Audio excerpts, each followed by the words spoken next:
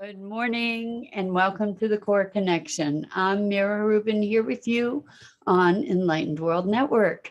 And today's topic is belonging. We have this innate drive to belong and be accepted and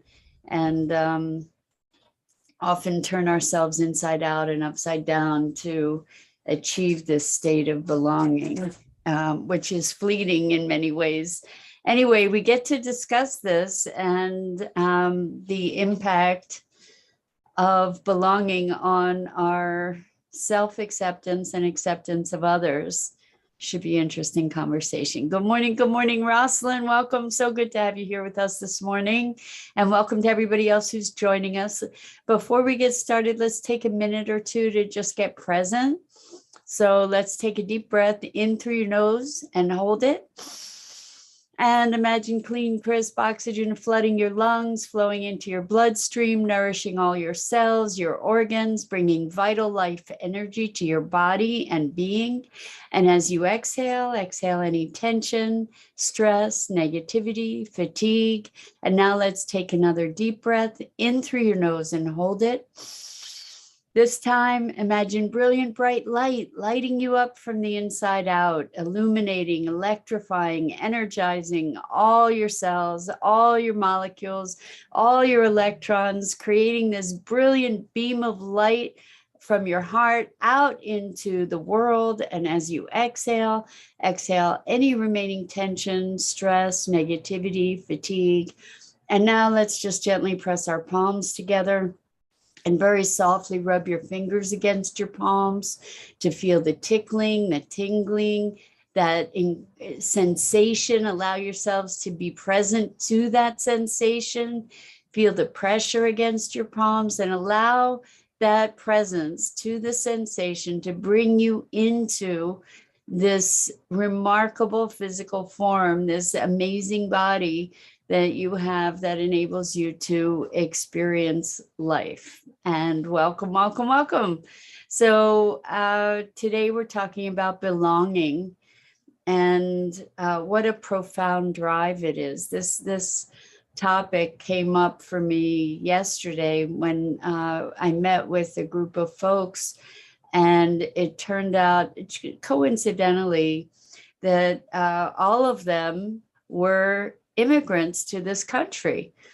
And it was so fascinating to be able to explore this, the wounds, the deep wounds of trying to assimilate to a different culture.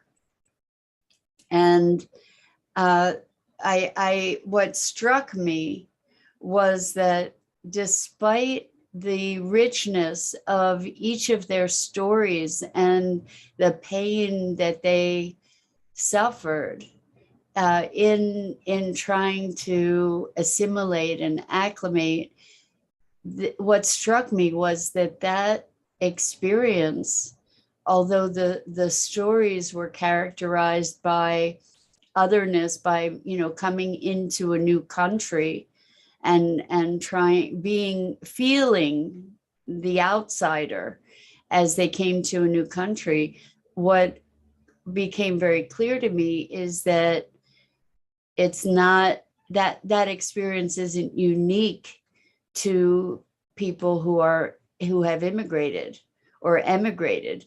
That sense of not belonging is something that is much more universal. We may have different stories that are backing up our feeling and our emotional experience. And if people going through high school and middle school, experience similar kinds of wounds in trying to belong within their own tribe, so to speak. So Rosalind says the sense of belonging is like being validated by the tribe to prove your worth. And it's very interesting dynamic, Rosalind, for sure, when you're talking about being validated by others. Either you're one of the cool kids or you're not. You're an insider or you're an outsider. And good morning, Lisa. Welcome. We're talking about belonging and how this seems to be a universal story where we engage in a quest for belonging. And with the situation, for instance, with these folks who were, good morning, Isabel, welcome. With these folks who emigrated to or were immigrants in this country, a lot of the foundation of that story had to do with the fact that they were immigrants. Whereas what I notice is that this is very much a human story of not belonging and trying to belong. Welcome, Kimberly. So good to have you here with us this morning. We're talking about belonging. And Isabel, it's so good to have you here with us this morning too. I realize I just said welcome and not the rest. And it's great to have all of you who are joining us here. If you are wanting to write comments, please go to the Facebook page for Enlightened World Network. And if you put your comments there or in the Enlightened World Network YouTube channel, then I'll be able to see them. And that's why if you're putting in comments and I'm not responding, it's just because I don't see them, not because you're being ignored. Anyway, this quest for belonging and this sense of otherness, I think, is pretty much a universal human experience. And I find that fascinating that in so many respects, we experience ourselves as outsiders or we do all kinds of things to be on the inside. We mold ourselves, we shape ourselves, we act differently. The experience of junior high school and high school is just such an environment for that kind of thing, and cliquishness and social acceptance. And it's so fascinating to me when we might even be experiencing this quest for belonging within our very own families. Maybe we feel like the black sheep. I suspect that there are a number of black sheep here in this contingent that gathers to have these conversations. I know for sure I was definitely a black sheep, and that was really, really painful. So Lisa says, I was overweight. School was a form of torture for me. Worst experience. So I can totally relate to that, Lisa. Just that how brutal school is in a social context, where if you're different in whatever way,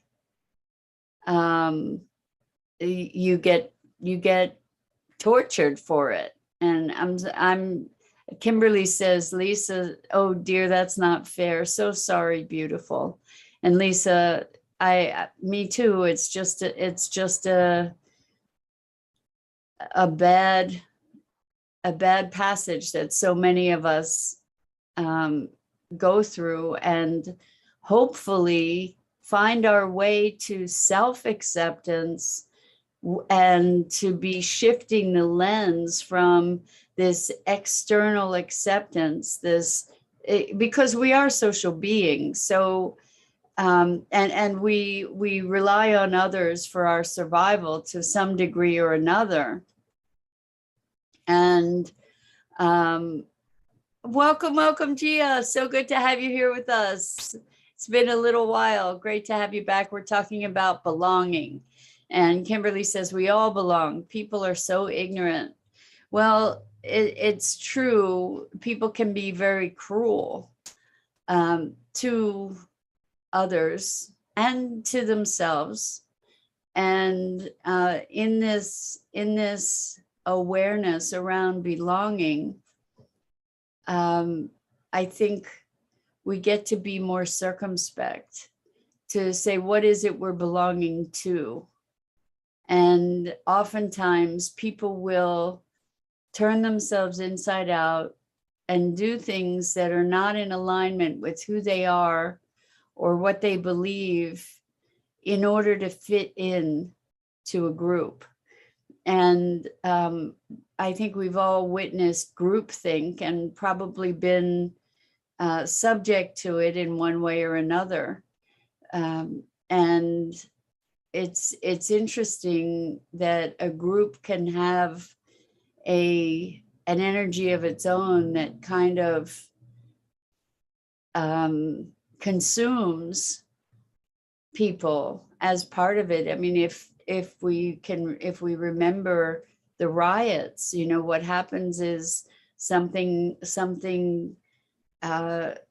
sparks some violence, and there's this energy of the crowd, and then the crowd itself gains momentum. And it's so Gia says a sense of belonging is so crucial to humankind, I believe. Well, I think a sense of belonging is really a very important thing, and we get to look at what we're willing to sacrifice in order to belong, or what it is that we're trying to belong to.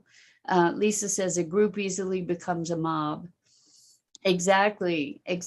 And that it's not hard to get swept up into that mentality. So much of what we talk about on these morning musings is conscious awareness, awareness of what our thoughts are, awareness of what we become complicit with by our lack of awareness or by our lack of questioning, and to be discovering what it means to be an independent thinker and to be able to think for ourselves, because we are so subject to all kinds of programming and social conditioning on all different kinds of levels. So Rosalind says, I perceive this in the workplace too. Absolutely 100%. Simply doing your job alone by itself is not enough. There's a culture and norms. There's a dress code. The out loud talkative ones steer story time around the cooler and proving productiveness and showing progress, such as annual reviews. So the social environment, to your point, that's an important point, Rosalind, is that when we are working in a culture, when we are working on site at a place, there is a culture and there are norms, and people who don't comply with those norms in some way, shape, or form can be marginalized.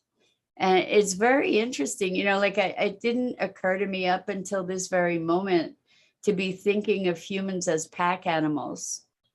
You know, we are biologically, we're animals, right? We keep forgetting this. We think that we're separate and that we're above all of that. But when we look at some of our behaviors, we can see like it is sort of a pack mentality in so many ways. And animals will attack and brutalize the runt, and sometimes even kill the runt in a litter, for instance. And I kind of see that echoed in our behavior when we look at belonging, when we look at how we get along with others and how we interact with others, and people who share our beliefs and people who don't. And I guess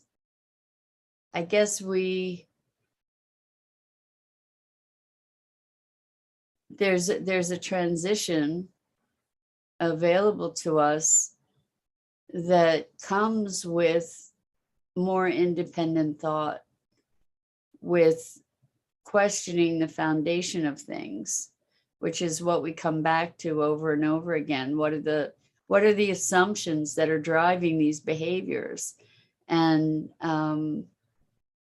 when we look at belonging, so often the experience is that we're less than, that there's something wrong with us because we're not accepted. And I think, like, for me, as I'm just thinking this through as I'm discussing it with you, but I was different, and people let me know that I was different, like that I didn't really fit in lots of ways. And as a result of that, I started thinking about things that most people just don't think about. I suspect that there are a number of you that are listening or engaging in these conversations that have had similar experiences. You didn't fit in, so you got to be looking at things differently. Maybe you looked at things first differently because you and then didn't fit in, and then that made you look at things even more differently, perhaps.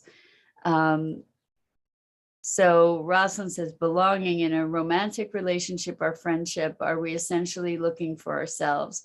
Well, I think that that's a really good question, to say that's where this whole conversation is going, is that ultimately what we get to discover is a sense of self-esteem and value that is not based on externalities, and that brings us back to a connection with ourselves and self-acceptance.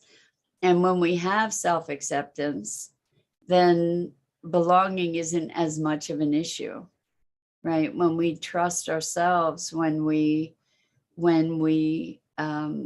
have reached some level of wholeness, then it's okay to be, we have the greater resilience to be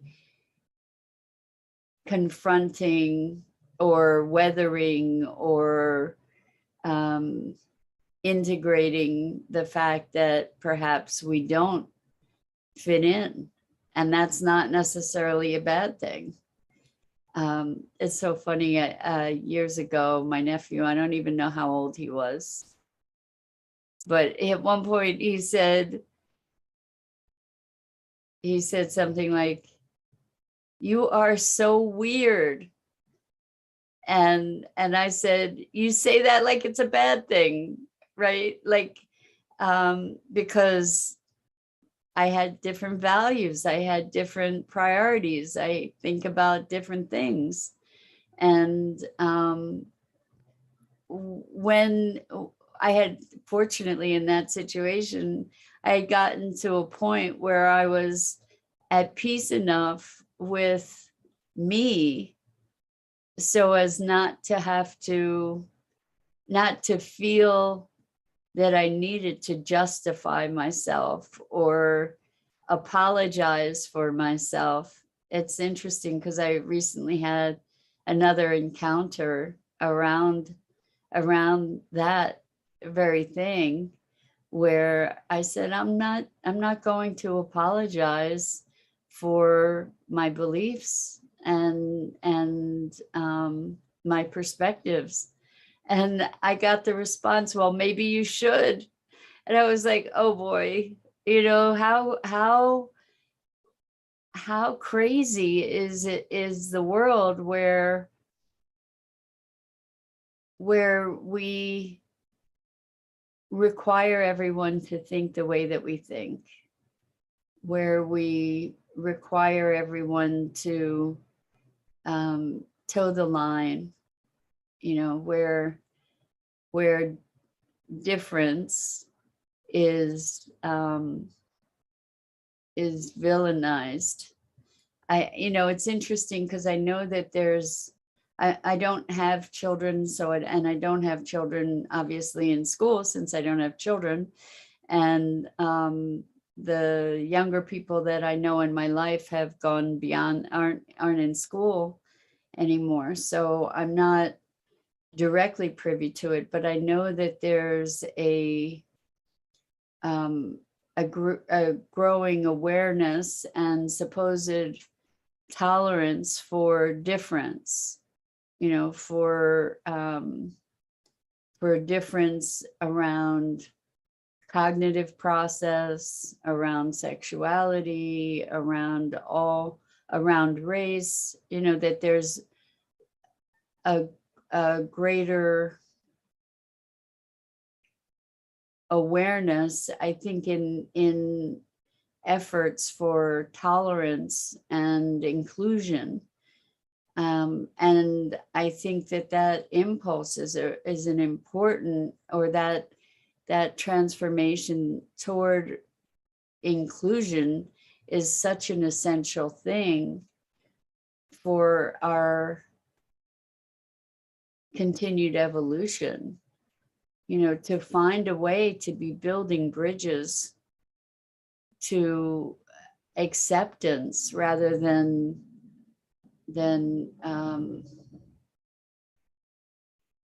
othering.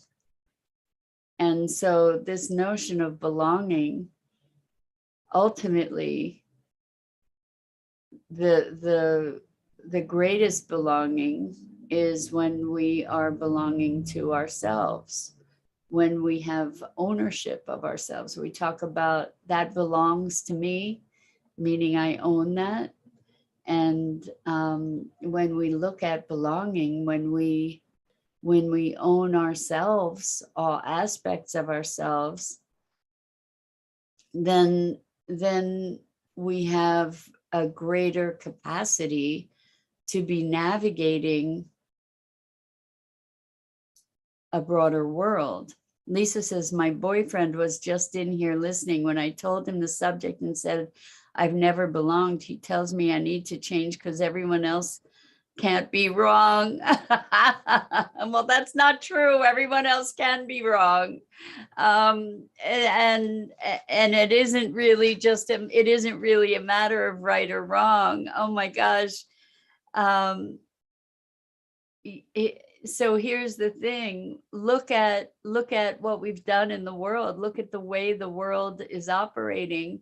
Look at the fundamental assumptions of acquisition and consumerism and unconsciousness about our impact in the world. And thankfully, there's a growing contingent of people who care about such things, but there are so many unquestioned assumptions that are lethal in the long term. So it's interesting, when people with new ideas, the whole world believed, or the Western world believed, the world was flat until it wasn't, right? And people were actually tortured and put to death for believing that the world was round, or that the earth was round. Right? So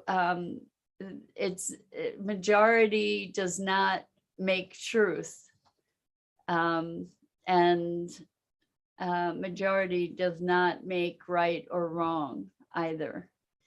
And so, Lisa, maybe you can talk about the flat earth, round earth conversation to bring that about. And also, there were times in the history of this country where people believed that it was okay to enslave other people.